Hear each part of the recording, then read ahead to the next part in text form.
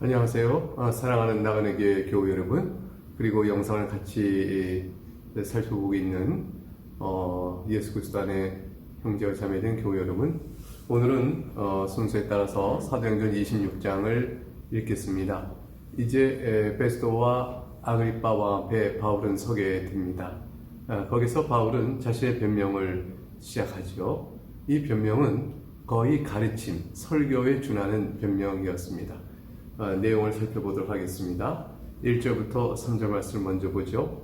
아그리빠가 바울에게 이르되 너를 위하여 말하기를 네게 허락하노라 하니 이에 바울이 손을 들어 변명하되, 사실 아그리빠에 대해서 조금 생각할 바가 있습니다. 아그리빠는 어떤 사람인가요?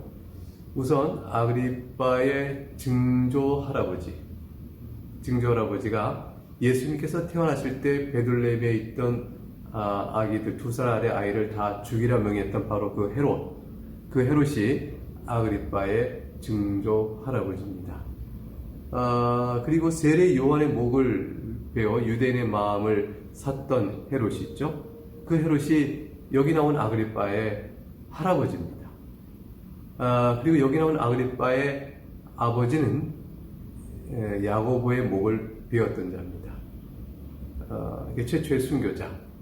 요한과 세베대아들 요한과 야고보가 있었는데 그 야고보를 목을 베어 순교시켰던 자가 바로 지금 여기는 아그리빠의 아버지입니다.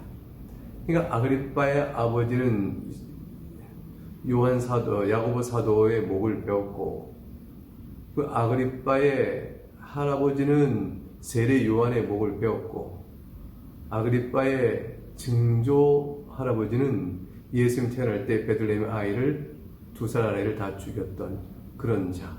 그러니까 복음의 줄기에 철저히 반대편에 있던 대적자인 그 아그리빠가 지금 바울의 설교를 들어야 되는 자리에 놓이게 된 거죠.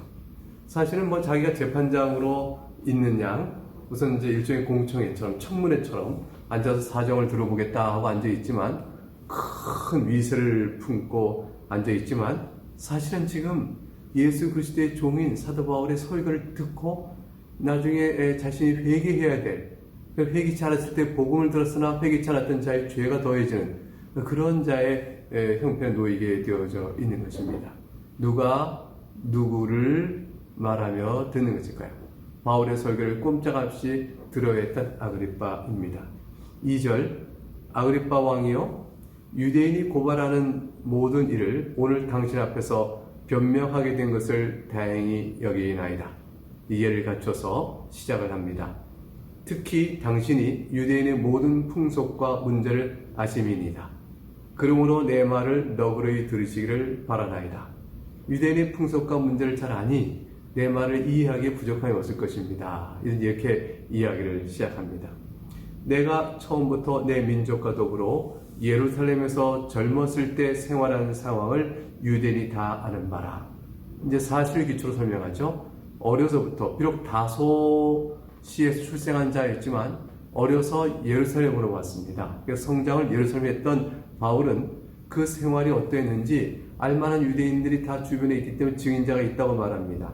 5절, 일찍부터 나를 알았으니 그들이 증언하려 하면 내가 우리 종교의 가장 엄한 팔을 따라 바리새인의 생활을 하였다 할 것이라. 내가 바리새인 중에 바리이뇨 히브리생의 히브리뇨 가말리엘 문화에서 율법을 배운 자라 했으니 율법에 관하여 나보다 이렇게 뭐라고 말할 사람이 없을 겁니다. 내가 제대로 율법에 관하여 배운 바가 있습니다. 이 말은 가말리엘 문화도 당시 들어보지 않겠습니까? 즉 아그리빠가 그 정도의 상식이 있는 거죠. 가말리엘 말을 안 했지만 우리 종교의 가장 엄한 파다라고 하면 대략 파별로 좀 차이가 있다. 그러나 가장 엄한 파는 어느 파겠구나. 이 짐작할 만한 그런 분위기를 이해를 놓고 전제하고 설명합니다.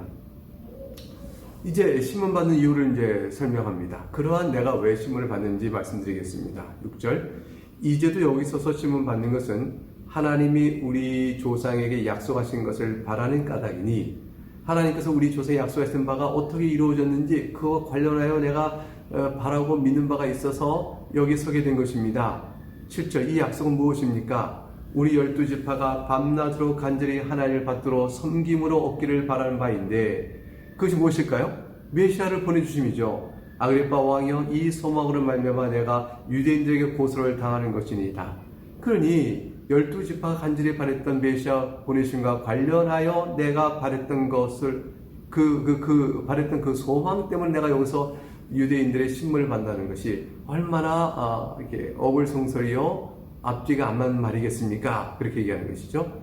그래서 가장 바랬던 일, 12지파 밤낮을 간절히 하나님께 받들어 섬기기 원하여 얻기를 바랬던 바로 그것, 메시아 오심. 그 메시아 오심을 통해서 얻고자 했던 것이 있는데, 그것이 바로 무엇을 약속받고 무엇을 이루기 원했을까요? 8절에 이렇게 얘기합니다. 그 메시아가 여기 왔습니다. 왔는데 그 메시아는 바로 부활의 모습으로 오신 예수 그리스도입니다. 라고 말하고 싶은 거죠. 8절, 당신들은 하나님이 죽은 사람을 살리심을 어찌하여 못 믿을 것을 여기시나이까. 만일 그 믿었다면 예수의 부활을 믿었을 것이고, 따라서 예수 그리스도가 메시아요 하나님의 약속하신 바로 그분인 것을 알았을 터인데, 내가 그것을 증거함으로 지금 유대인에게 신문을 받습니다. 9절, 나도 나서는 예수의 이름을 대적하여 많은 일을 행하여 될 줄로 스스로 생각하고, 전에는 몰랐습니다. 즉 죽은 자가 다시 살아난다는 이 사실을 믿기 이전에, 이거를 말로는 믿는다 했지만 실제로 보기 이전에, 따라서 그렇게 살아나시니까 바로 메시아라는 사실을 내가 믿기 이전에 나도 나서는 예수의 이름을 대적한 자였고, 또 그를 향하여 많은 일을 행하여 될 줄로 스스로 생각하여. 10절, 예루살렘에서 이런 일을 행하여 대제사장들에게 권한을 받아 가지고 많은 성도를 오게 가두며 또 죽일 때 내가 찬성 투표를 하였고, 11절, 또 모든 회당에서 여러 번 형벌하여 강제로 모독하는 말을 하게 하고 그들에 대하여 심히 격분하여 외국 성에까지 가서 박해하였고, 그 일로 대제사장들의 권한과 위임을 받고 다메섹으로 갔나이다. 자기가 얼마나 그리스도를 핍박하고 그리스도의 교회에 대하여 박해한 자였는가를 소상하게 얘기합니다. 이러한 제가 지금 우리 12지파가 밤낮으로 기도했던 바로 그 약속이 이루어진 그 메시아가 예수 그리스도를 내가 증거하는 자가 되었습니다. 어떻게 이런 변화가 제게 있었겠습니까? 들어보소서 하고 13절에 자신이 겪었던 특별한 체험을 얘기합니다. 왕이여, 정오가 되어 길에서 보니 하늘로부터 해보다 더 밝은 빛이 나와 내 동행들을 둘러 비추는지라. 우리가 다 땅에 엎드러짐에 내가 소리를 들으니 히브리 말로 이르되 사울아 사울아 네가 어찌하여 나를 박해하느냐. 가시체를 뒷발질하기가 네게 고생이니라. 바로 자기가 체험한 놀라운 사건을 얘기하고 있습니다. 여기서 가시체를 뒷발질한다는 말이 무슨 뜻일까? 가시체라는 것은 짐승을 잘 부리기 위해서 긴 막대기에 그 끝에다가 쇠붙이를 붙입니다. 그리고 날카롭게 해서 그걸로 푹 찌르면 확 찌르고 아픈 거죠. 그래서 그 쇠붙이를 매단 긴 막대기로 인해서 결국은 이렇게 짐승이 주인의 말을 통제받게 되어 있었습니다. 이 가시체로 짐승을 쿡쿡 찌르고 통제하니 짐승이 짜증나고 아프고, 그래가지고 그 고통 때문에 그 가시체를 뒷발로 탁 칠 때가 있는 거죠. 그러나 그렇게 하면 어떻게 되겠어요? 자기가 더욱더 아플 뿐이죠. 이롭기는커녕 고통만 더할 따름이죠. 그러니까 주님께서 사울아 사울아 네가 어찌하여 나를 박해하느냐. 가시체를 뒷발질하기가 네게 고생이라 하는 것은 짐승이 어리석게 가시체를 쳐봐야 저만 더 아플 뿐인데, 네가 지금 교회를 핍박하는 것이 결국 너에게서 점점 더욱더 해를 끼치는 것이요 그런 것이다 라는 것을 일깨워 주시는 말씀인 것입니다. 계속 환상을 바울이 이어갑니다. 15절, 그래서 내가 대답하되 주님 누구시니까? 주께서 이르시되 나는 네가 박해하는 예수라. 주님께서 환상 중에 바울을 만나 주신 것이죠. 바울은 이 얘기를 지금 아그리빠 앞에서 합니다. 16절, 일어나 너의 발로 서라. 내가 네게 나타난 것과 곧 네가 나를 본 일과 장차 내가 네게 나타날 일에 너로 종과 증인을 삼으려 함이니. 17절, 이스라엘과 이방인들에게서 내가 너를 구원하여 그들에게 보내어 그 눈을 뜨게 하여 어둠에서 빛으로 사탄의 권세에서 하나님께로 돌아오게 하고 죄사함과 나를 믿어 거룩하게 된 무리 가운데서 기업을 얻게 하리라 하더이다. 아그리빠 왕이여, 이것이 바로 내가 본 체험이었고, 이 환상으로 말미암아 내가 이제 예수 그리스도의 교회를 박해하던 자에서 예수 그리스도의 종이 되어 이 자리에 섰나이다. 이렇게 말합니다. 자신이 받은 소명이 무엇이라고 설명하나요? 나는 주의 일을 증인으로 나갈 종으로 세움받았습니다. 이스라엘 사람에게 나가요. 이방인에게 또 나갑니다. 내가 하는 일은 어떤 일입니까? 눈을 뜨게 하는 것이요. 그래서 어둠에서 빛으로 옮기는 것이요. 사탄의 권세에서 하나님께 돌아오게 하는 것입니다. 완전히 영적 변화를 설명하고 있죠. 죄사함을 받는 것입니다. 거룩하게 된 무리 가운데 하나님 나라의 기업을 얻는 것입니다. 이거 바울은 여기서 메시아, 12지파가 간절히 보기를 원했던 그 메시아가 정치적 메시아가 아니요. 이것이 바로 우리가 죄에서 우리를 건져내는 바로 그 메시아입니다. 사실을 이 말씀 속에서, 이 간증 속에서 해석해서 풀어주고 쭉 있습니다. 그러니 회개하여 죄사함을 받아라, 이렇게 된 것이 메시지 초점입니다. 메시아는 정치적 메시아가 아닙니다. 예수는 십자가에 죽으셨으나 이와 같이 우리를 죄에서 해방시킬 참된 메시아입니다. 라는 사실을 증언할 수 있게 된 거죠. 그는 죽었으나 부활하심으로 자신이 하신 모든 사역이 죽음으로 죽음을 이기신 바로 죄로 말미암아 사망의 종로로 한 우리를 구원해 주신 메시아인 것입니다. 라는 사실을 부활의 사건을 통해서 또 설명하게 되어집니다. 19절부터 이렇게 이어갑니다. 아그리빠 왕이여, 그러므로 하늘에서 보이신 것을 내가 거스르지 아니하고 내가 본 이 하늘에서 비춰진 이 놀라운 환상을 내가 어떻게 거부할 수 있겠습니까? 20절, 나는 이렇게 변했습니다. 먼저 다메섹과 예루살렘에 있는 사람과 유대 온 땅과 이방인에게까지 회개하고 하나님께 돌아와서 회개에 합당한 일을 하라 하고 전하는 자로 나는 바뀌었습니다. 21절, 이 일로 인하여 유대인들이 성전에서 나를 잡아 죽이고자 하였으나 하나님의 도우심을 받아 내가 오늘까지 서서 높고 낮은 사람 앞에 증언하는 것은 선지자들과 모세가 반드시 되리라고 말한 것밖에 없으니 곧 그리스도가 고난을 받으실 것과 죽은 자 가운데서 먼저 다시 살아나사 이스라엘과 이방인들에게 빛을 전하시라 함이니라 하니라. 내가 모세 율법 앞에 잘못된 것이 없습니다. 오히려 모세가 반드시 되리라 말한 그것을 내가 증언했을 뿐이니 내가 율법 어긴 자가 아니요. 그 내용은 구체적으로 그리스도가 고난을 받고 죽은 자가 다시 살아나셔서 그래서 그 빛을 전하셨으니 그의 죽으심은 죄사함을 위하여 죽으신 것이요 그의 부활은 바로 우리에게 생명 주신 말씀이요 복음의 사실됨을 증언하는 것이니 내가 이것을 증언자로 서서 빛을 전합니다. 이렇게 말하고 있는 것이죠. 베드로의 설교를 듣고 아그리빠는 어떤 반응을 보여야 될까요? 24절, 바울이 이같이 변명하며 베스도가 크게 소리내어 이르되 바울아, 네가 미쳤도다. 네 많은 학문이 너를 미치게 한다 하니 먼저 베스도가 반응을 보입니다. 이건 도대체 미친 말이다. 네 많은 학문이 너를 미치게 한다. 베스도가 듣더니 어떻게 반론할 수도 없고 바울이 하는 말이 매우 조리가 있고 깊이가 있다는 사실을 깨닫게 됐습니다. 그렇지만 그걸 받을 수가 없었던 베스도는 네 많은 학문이 너를 미치게 한다라고 하여 바울의 소리를 헛소리로 취급하려고 했습니다.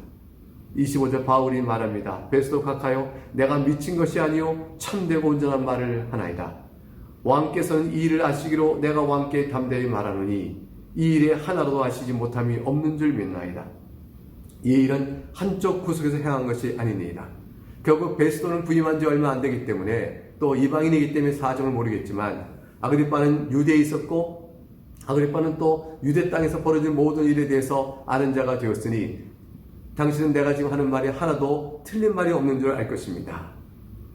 내가 미치지 않은 것이요 다 모든 이들이 아는 말을 하고 있으니 아그리빠 왕이시여 선지자를 믿으시니까 믿는 줄 아나이다. 27절 말하죠. 아그리빠에게 계속 압박을 해나갑니다. 아그리빠가 이제 말로 합니다. 바울에게 이르기를 28절 네가 적은 말로 나를 권하여 그리스도에 되게 하려 하는도다.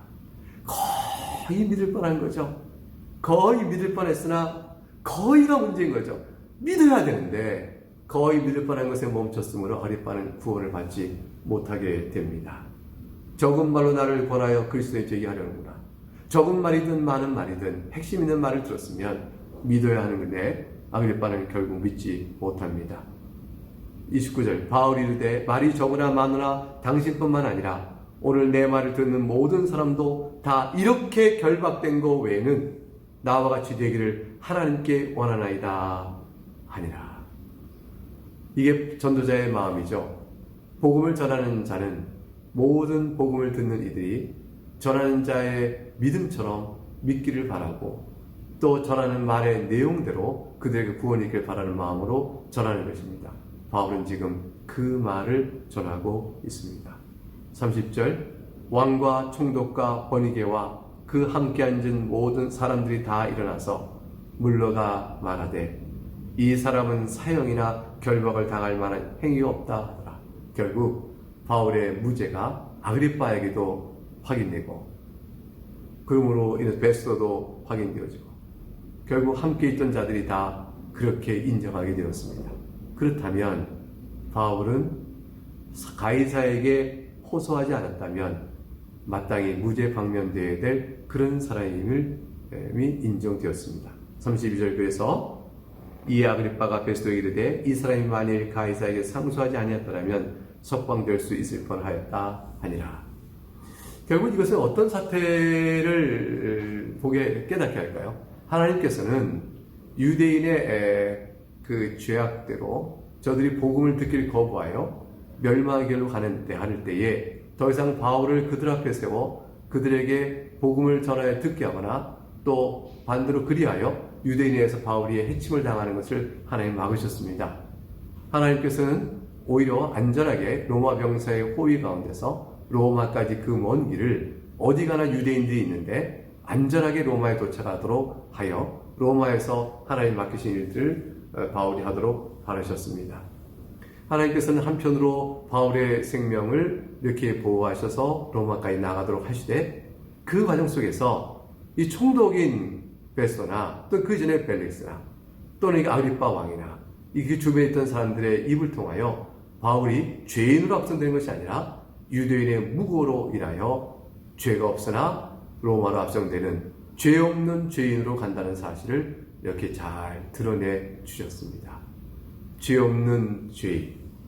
바울은 예수를 전한 것 하나 때문에 로마까지 가게 됩니다. 그러나 그것은 하나님의 섭리여 바울이 또한 기도한 바였습니다.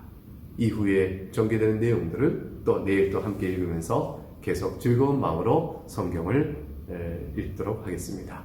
이 말씀 속에서 살아계신 하나님의 섭리와 목적하신 뜻을 이루어가시는 하나님의 지혜를 찬송하면서 오늘 하루도 주 안에서 굳건하게 승리하신 여러분 될 수 있기를 주의 이름으로 축복합니다. 감사합니다.